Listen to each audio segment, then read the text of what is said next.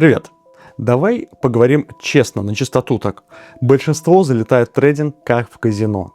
Просто потому, что увидели красивую картинку где-то в интернете, как кто-то замотивировал, скачали затем приложение или зарегистрировались на какой-то бирже и думают, что сейчас нажмут кнопку, всего лишь там одну-две кнопки, и сразу полетят иксы, полный карманный денег. Нифига, забудьте про это. Рынок — это не деньги с небес, это чистая математика и психология. Если ты пришел сюда поиграть или там по-быстрому срубить денег, как говорят некоторые ребята, там некоторые партнеры у меня, потому что тебе срочно надо, потому что просто придавило. Все, забудь про деньги, ты становишься едой для тех, кто пришел сюда работать. Для тех, кто пришел в первую очередь сюда работать, зарабатывать. Пока ты не поймешь, что это системный бизнес, полноценный с расходами и рисками, твой депозит всегда будет стремиться к нулю. Это база. Меня часто в личке спрашивают, как я вообще докатился до своих индикаторов, там, терминалов, создания своей платформы. Ребят, я в онлайне зарабатываю 10 лет. Пробовал все, от создания мелких сайтов в конструкторе до сложных сервисов аналитических. В трейдинг пришел просто потому, что я по натуре человек, который стремится к большему, стремится к лучшему. Мне нравится искать какие-то там закономерности, разбираться в чем-то новом. То есть я не хочу стоять на месте. На месте я бы стоял где-то в офисе. Я хочу постоянно двигаться, я хочу разбираться в чем-то новом. И наш торговый терминал появился, конечно же, не из воздуха. Это буквально месяцы бессонных ночей моего друга, он же разработчик как раз-таки нашего терминала, за кодом бессонной ночи, тонна слитых нервов. Не говорю уже просто о потраченных деньгах, это огромные суммы. Трейдинг для меня это как некий финальный босс, которого я хочу победить с помощью алгоритма. И мы это сейчас делаем. Знаешь, бывают дни, когда вообще не хочется открывать терминал. И вот тут как раз многие новички совершают одну ошибку. Они ждут музу какую-то или вдохновение. Ребят, запомните, мотивация работает ровно 15 минут после просмотра мотивационного ролика. Дальше работает только дисциплина. У меня, например, есть график, мой кабинет, как раз в котором сейчас нахожусь, где меня никто не трогает. И есть определенные правила, которые записаны у меня в блокноте.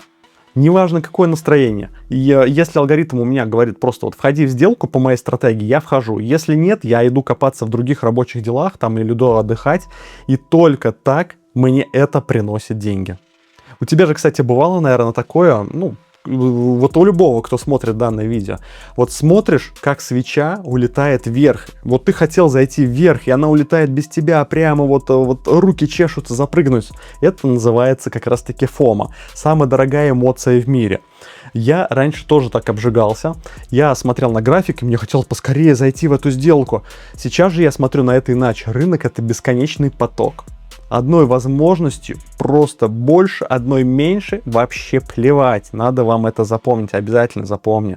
Если я пропускаю сделку, значит, это была просто не моя сделка. Лучше сидеть с целым депозитом и смотреть на летающий график, пусть без меня летит, чем зайти на хаях и потом смотреть, как твой депозит тает, просто уменьшается на глазах. Если ты относишься к трейдингу как к хобби, то готовься за него платить. Как за рыбалку, там, удочку купить, снасти, или как же за кино, например, поход в кино. Но если ты хочешь, чтобы он кормил тебя и твою семью, это уже как раз-таки настоящая работа. У нас есть свой сервис аналитики, есть различные инструменты для помощи в анализе биржевых и внебиржевых активов.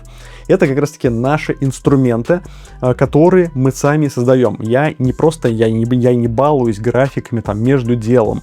Ну да, я открываю по своей стратегии сделки между каким-то делом, но я не балуюсь. Я выделяю конкретное время, закрываюсь в кабинете и работаю. Да, это может быть скучно, никто не спорит. Но именно эта скука в итоге покупает как раз таки новые машины, там, гаджеты какие-то и позволяет не переживать о том, что же будет завтра. Это у меня такой небольшой ролик, вы можете заметить, да, разговорный, где мне хочется просто порассуждать. Если вам зайдет такой формат, обязательно пишите в комментарии под видео. То есть нравится такой формат, не нравится, стоит ли продолжать, или лучше только вот прям упереться в график там или в монитор и только торговать. Или же немножечко стоит иногда вот так порассуждать, пообщаться и какие-то мысли раскрыть. Обязательно. Прям в комментах жду ваши мысли. Не забывайте, кстати, про лайк, подписаться, если это вам интересно. Давайте дальше немножечко поговорим. Есть и еще что сказать. Переходим как раз к тому, что еще хотел сказать, прям на наболевшем. Меня уже тошнит от блогеров, которые снимают арендованные ламбы в Дубае, обещают золотые горы, просто копируя его сделки, не включая голову. Хотите найти нормального учителя, смотрите на его логику. Если он не может объяснить, почему он зашел в сделку и не показывает свои минусы, а только как актер торгует своим каким-то дорогим имуществом, там, ламбами арендованными теми же самыми, да, просто бегите от таких людей. Я топлю за прозрачность. Если у меня есть минус, я так и говорю, все, у меня минус. Да, вот на трансляциях я показывал, сейчас я вот ушел от трансляции временно, но все это я также вам показывал, транслировал. Трейдинг — это не про то, как быть всегда правым, а про то, как зарабатывать на дистанции, если даже ты ошибся. Заметил одну фишку: если ты дрожишь над каждым долларом, рынок его у тебя всегда будет забирать. Когда ты торгуешь на последние деньги, твой мозг в некой панике находится, и ты принимаешь тупые решения. Ты просто начинаешь винить всех вокруг, всего и вся. Ты много сомневаешься, думаешь, как бы не накосячить. Ведь ты хочешь превратить этот доллар в 1000 долларов прям сразу же в первые же дни.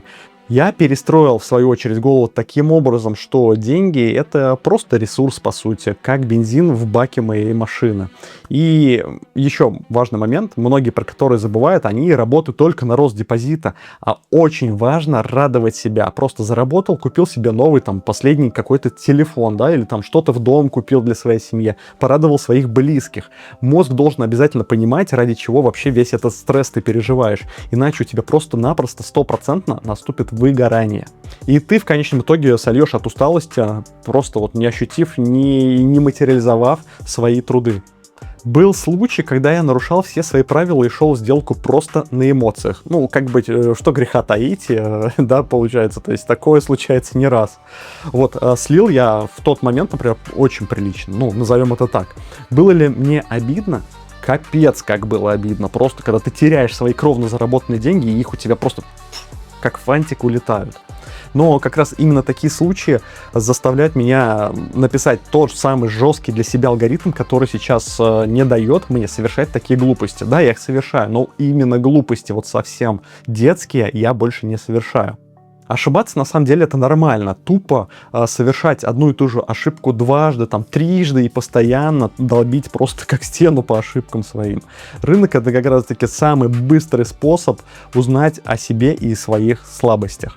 Также у меня спрашивают: Ник, для чего тебе вообще этот канал? Если ты такой успешный, зачем тебе YouTube? Нафига тебе вообще вот это все? Во-первых, когда я объясняю вам какую-то стратегию, что-то проговариваю, я сам ее лучше понимаю. То есть до того, как я вел канал, я все сам в свои ошибки упирался. Сейчас же я это все начинаю проговаривать, вникать во все это.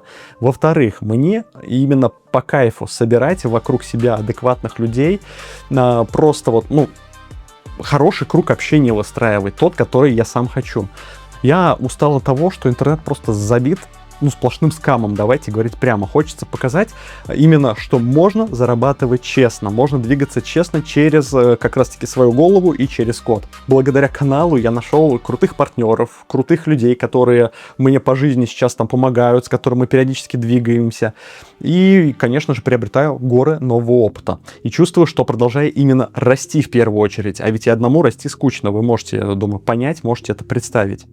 И давайте, переходя как раз-таки про окружение, да, перейду к такой теме. Раньше, вот, например, вокруг меня было много людей, которые говорили: брось просто это, брось вообще эти дела, затеют, чем там занимаешься, иди уже нормально работу, иди доучись, в конце концов, закончи универ там на заочке, получи корочку, мы тебя пристроим на нормальную должность.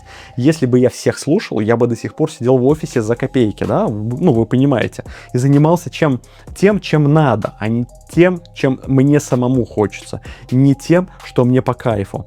И сейчас поэтому я общаюсь только с теми, кто меня тянет вверх. Окружение, как запомните, это, знаете, как софт на компе. Там, если у тебя тормозная глючная система, то ты не сможешь полноценно работать, ты будешь постоянно раздражен, у тебя ничего не будет получаться. С нормальной системой ты постоянно растешь, ты придумываешь что-то новое, ты можешь спокойно выполнять свою работу, свои задачи. И запомните, не бойтесь расставаться с теми, кто не верит в ваш успех.